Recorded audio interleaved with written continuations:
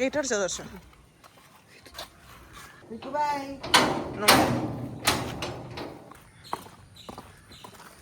ആ അറ്റത്ത് കാണുന്ന അവിടെയാണ് പുഴ, തൊട്ടടുത്താണ് ഞങ്ങളുടെ വീടിൻ്റെ.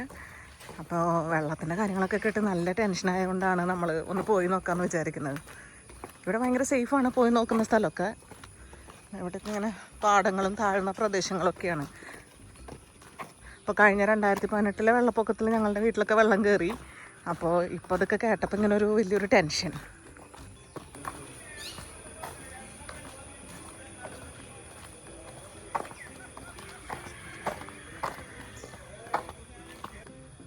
അപ്പോൾ ഇതാണ് ഞങ്ങളുടെ ചെമ്മാപ്പള്ളി കടവ് എന്ന് പറയുന്നത്. അപ്പോൾ അങ്ങനെ വെള്ളമൊന്നും കയറിയതായിട്ട് കാണുന്നില്ല, സാധാരണ പോലെ തന്നെ തോന്നുന്നുള്ളൂ. ഒരു സമാധാനം ഉണ്ട് എന്തായാലും ആ കാര്യത്തിൽ. ഇനി ഇവിടെയൊക്കെ പുതിയതാണ്, ഞാൻ ഇങ്ങോട്ടൊന്നും വരാറില്ല, അധികമൊന്നും കണ്ടിട്ടില്ല. ഇതിലേ കൂടെ പോയാൽ കയറാൻ പറ്റില്ലേ? കയറണോ? ഇവിടെ ഇങ്ങനെ കുറച്ച് കോഫി ഷോപ്പൊക്കെ വന്നിട്ടുണ്ടോ, ഒന്ന് ജസ്റ്റ് പോയി നോക്കാം. എനിക്കറിയില്ല അതൊക്കെ എങ്ങനെയാണെന്നൊക്കെ. അവിടെ കണ്ടോ, ആ കാണുന്നതാണ് ഞങ്ങളുടെ തൂക്കുപാലം എന്ന് പറയുന്നത്. അപ്പോൾ അവിടെ അപ്പുറത്ത് ബോട്ടിങ്ങൊക്കെ ഉണ്ട്, സോളാർ ബോട്ടിങ്ങൊക്കെ ഉണ്ട്, ബോച്ചൊക്കെ വന്നിട്ടുള്ള വീഡിയോസൊക്കെ ഉണ്ട്. പിന്നെ ഇതൊക്കെ ഞാനിപ്പോൾ പുതിയതായിട്ട് കാണുന്നത്. ഞാനിങ്ങനെ അധികം വരാറൊന്നുമില്ല ഇവിടേക്ക്. നമ്മുടെ വീടിൻ്റെ ബാക്കിലുണ്ടാവുമ്പോൾ നമ്മൾ എപ്പോഴും വരുന്നൊക്കെ വിചാരിക്കും, പക്ഷേ അതൊരു മടിയാണ്. അപ്പോൾ ഇപ്പുറത്തും കൂടെ ബോട്ടിങ് സർവീസ് തുടങ്ങി എന്നുള്ളത് ഞാൻ ഇപ്പോഴാണ് മനസ്സിലാക്കണത്. ഭക്ഷണം കഴിക്കാനും ആൾക്കാർക്ക് വന്നിരിക്കാനും ഒക്കെയുള്ള സൗകര്യങ്ങളൊക്കെ ഉണ്ട്. ഇതാണ് തൂക്കുപാലം. ഇതിലെ കൂടെ സ്റ്റേഴ്സിൽ കൂടെ കയറും. എന്താ വഞ്ചിയിൽ കയറണോ? ഈ വെള്ളപ്പൊക്കത്തിൻ്റെ സമയത്തൊന്നും നമ്മൾ വഞ്ചിയിൽ കയറില്ല. അയ്യോ, എനിക്ക് പേടിയോ. അല്ലാണ്ട് തന്നെ എനിക്ക് വെള്ളം പേടിയാ ദർശോ. അവിടെ എന്തിട്ടാടാ മീനാ ചാടണം? എന്താ വെള്ളം ഏതാണ്ട് ഇവിടെ നിരപ്പിനോടെ എത്തി നിൽക്കുന്നുണ്ട്. പക്ഷെ ഇതൊക്കെ സാധാരണ കാഴ്ചയെന്നാണ് എനിക്ക് തോന്നുന്നത്. അത്ര വലിയൊരു വെള്ളം കൂടിയ ലക്ഷണമുണ്ടെന്ന് എനിക്ക് തോന്നുന്നില്ല. എന്താ ഇവിടെ ഇങ്ങനെ ഭക്ഷണം കഴിച്ച് കായലിലിരുന്ന് ഭക്ഷണം കഴിക്കാൻ ഫ്ലോട്ടിങ്, എന്താ പറയുക, ഫ്ലോട്ടിംഗ് ആയിട്ട് നമുക്ക് ഭക്ഷണം കഴിക്കാനുള്ളൊരു സൗകര്യങ്ങളൊക്കെ ഇവിടെ കാണുന്നുണ്ട്. ഇതൊന്നും ഞാൻ മുന്നേ വന്നപ്പോൾ ഉണ്ടായിരുന്നില്ല. മുന്നേ അപ്പുറത്ത് മാത്രമാണ് ഈ സോളാർ ബോട്ടിങ്ങിൻ്റെ കാര്യങ്ങളൊക്കെ ഉണ്ടായിരുന്നത്. പിന്നെ വഞ്ചിയുണ്ട്, നമുക്ക് അവിടെ ഒരു ചെറിയൊരു ഐലൻഡ് പോലെ ഉണ്ട്. അപ്പോൾ അവിടെ പോയിട്ട് നമുക്ക് ബർത്ത്ഡേ പാർട്ടീസും ഒക്കെ നടത്താനായിട്ടുള്ള സൗകര്യങ്ങളൊക്കെ ഉണ്ട്. ആ ശരി ശരി.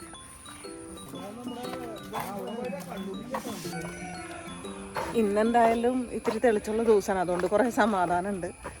കണ്ടോ ഇങ്ങനെ കാട് പോലെയൊക്കെ നല്ല രസമുണ്ട് കാണാനായിട്ട്. പക്ഷേ ഫുള്ള് ചെളിയാന്ന് മാത്രം. ഇപ്പോൾ മഴവെള്ളക്കെട്ടായതുകൊണ്ട് വന്നിരിക്കുന്നതാണെന്നാണ് തോന്നുന്നത്. അപ്പോൾ തൂക്കുപാലത്തിൻ്റെ സ്റ്റാർട്ടിങ് വഴി ഇതാണ്. ഇങ്ങനെ കയറിപ്പോണം. ഞാൻ ആദ്യം ഇങ്ങോട്ട് കയറണ്ടെന്ന് വിചാരിച്ചാണ്, പക്ഷെ ഇന്നിപ്പോൾ വലിയ കുഴപ്പമൊന്നുമില്ല, മഴയൊന്നുമില്ല. 2 ദിവസമായിട്ട് വലിയ മഴയൊന്നുമില്ല ഇവിടെ, കുറച്ച് സേഫാണ്.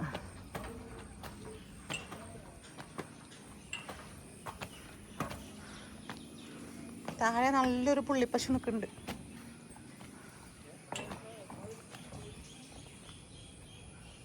അപ്പോൾ ഇതാണ് തൂക്കുപാലം.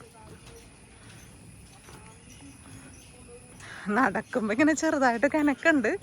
പിന്നെ അങ്ങനെ പേടി വലിയ കാര്യമായിട്ടില്ല. ദർശനം ആദ്യത്തിൽ ഭയങ്കര പേടിയായിരുന്നു, അവൻ തീരെ കൂട്ടാക്കുണ്ടായിരുന്നില്ല.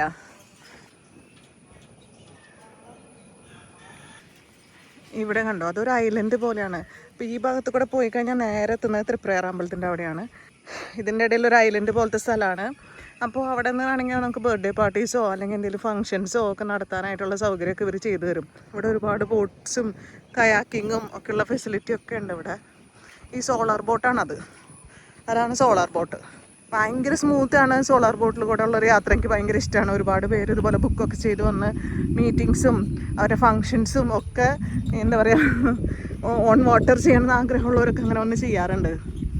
ദർശനൊരു പേടിയൊന്നുമില്ല, നടന്നപ്പുറത്തെത്തി. വഞ്ചിയിൽ പോകണമെന്നാണ് പറഞ്ഞത്. ഇപ്പം എന്തായാലും വഞ്ചിയിൽ പോകാനായിട്ട് ഞാൻ ഉദ്ദേശിക്കുന്നില്ല, കാരണം ഇത്രയും വെള്ളം കയറി കിടക്കുന്ന സമയത്ത് അതുപോലുള്ള റിസ്ക് ഒന്നും എടുക്കാനായിട്ട് തയ്യാറല്ല.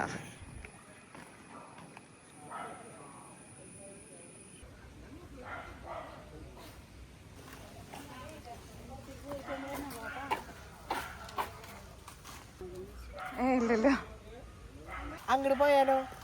പോണോ? ഈ ഇല കണ്ടപ്പോഴാണ് ഞാൻ ആലോചിക്കണത്, ഈ ഇല ഞങ്ങൾ ചെറുപ്പത്തിൽ കളിക്കുമ്പോൾ നമ്മുടെ ചീരയുടെ ഇലയാക്കിയിട്ട് കളിക്കാറുണ്ടായിരുന്നു. ഈ ഇല ഓർമ്മകൾ. എനിക്കങ്ങനെ വലിയ ചൈൽഡ്ഹുഡ് മെമ്മറീസ് ഉള്ള ആളൊന്നും അല്ല കേട്ടോ. നമുക്കങ്ങനെ ഒരുപാട് ഫ്രണ്ട്സിൻ്റെ കൂടെ ഒരുപാട് പുറത്തൊക്കെ പോയി കളിച്ച് അങ്ങനെ ഒരു എന്താ പറയുക, വലിയ ചൈൽഡ്ഹുഡ് മെമ്മറീസ് ഒന്നുമില്ല. ദർശന് ഇതേ അപ്പുറത്തെ കടവിലോട്ട് നടക്കണം എന്ന് പറഞ്ഞിട്ട് ഇങ്ങനെ നടക്കുകയാണ്. അവന് ഈ സ്ഥലങ്ങളോടൊക്കെ വലിയ ഒബ്സെഷനാണ്, ഭയങ്കര ഇഷ്ടമാണ്. ഓരോ സ്ഥലത്തുമ്പോഴും അവൻ്റെ പ്രശ്നം എന്താണെന്ന് വെച്ച് കഴിഞ്ഞാൽ ഓരോ സ്ഥലത്തെത്തുമ്പോഴും ഇപ്പോൾ ബസ്സിൽ സ്റ്റോപ്സ് എത്തുമ്പോൾ ആ സ്റ്റോപ്പിൻ്റെ പേര് ഉറക്കനെ പറയും. അതർവൈസ് അവന് എല്ലാ സ്ഥലങ്ങളും നന്നായിട്ട് നല്ല വ്യക്തമായിട്ട് അറിയാം. അപ്പം എനിക്ക് ഉറപ്പുണ്ട്, ഞാൻ തൃശ്ശൂരിൽ നിന്ന് അവനെ വിടുകയാണെങ്കിൽ ഏത് വഴി വിട്ട് കഴിഞ്ഞാലും അവൻ കൃത്യമായിട്ട് വന്നിട്ട് ഇറങ്ങും. എല്ലാ വഴികളും അവന് പരിചിതമാണ്, ഓൾമോസ്റ്റ് എല്ലാ സ്റ്റോപ്സിൻ്റെ പേരും അറിയാം. ഇപ്പം ഞങ്ങൾ കടവിൻ്റെ അപ്പുറത്തെ സൈഡിലാണ് എത്തിയേക്കുന്നത്. ഈ വഴി തിരിഞ്ഞ് വട്ടം തിരിഞ്ഞ് അമ്പലത്തിൻ്റെ അതിലെ കൂടെ പോയി കഴിഞ്ഞാൽ ഞങ്ങളുടെ വീടെത്തും. അപ്പോൾ ദർശനി കടയിൽ കയറണം എന്ന് പറഞ്ഞപ്പോൾ ഞങ്ങൾ ജസ്റ്റ് ഒന്ന് കയറുകയാണ്.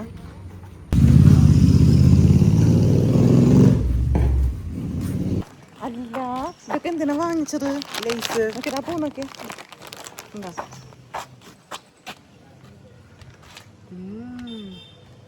ഇതെന്തിനാണ് ഇതൊക്കെ വാങ്ങിക്കുന്നത്? ഒരു സ്ഥലത്തേക്ക് ഇറങ്ങി എന്തെങ്കിലും വാങ്ങിക്കാണ്ട് നിനക്ക് പറ്റില്ല അല്ലേ?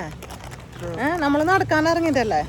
ആ, അങ്ങനെ പരിപാടിയൊന്നും വേണ്ട കേട്ടോ, എപ്പോഴും വാങ്ങിക്കണ്ടേ. ഈ ഒരു കായക്കൊല്ലുണ്ടായി നിൽക്കുന്നത് കഴിച്ചോട്ടെ. ആ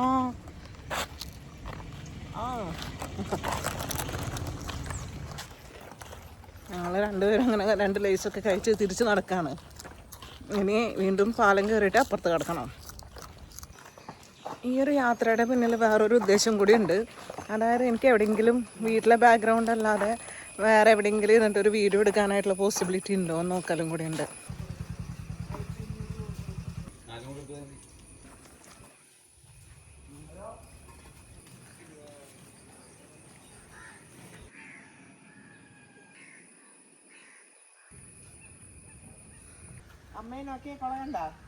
ആ, കണ്ടു കണ്ടു കണ്ടു. ഇതുപോലുള്ള നേച്ചർ വാക്കൊക്കെ സ്പെഷ്യൽ നീഡ്സ് ഉള്ള കുട്ടികൾക്ക് വളരെ നല്ലതാണ്. കാരണം അവർ ഒരുപാട് സെൻസറി ഇൻപുട്സ് ഒക്കെ കിട്ടുന്നതാണ് പറയുന്നത്. അങ്ങനെയാണ് ഞാൻ കേട്ടിട്ടുള്ളത്. അപ്പോൾ ചെറിയ വാക്കിങ്ങും നമ്മളുടെ നേച്ചറിനെ കണ്ടും മനസ്സിലാക്കി ഒരുപാട് കളേഴ്സും എല്ലാതും എക്സ്പീരിയൻസ് ചെയ്ത് നടക്കാനായിട്ടുള്ള വലിയൊരു ഓപ്പർച്യൂണിറ്റിയാണത്.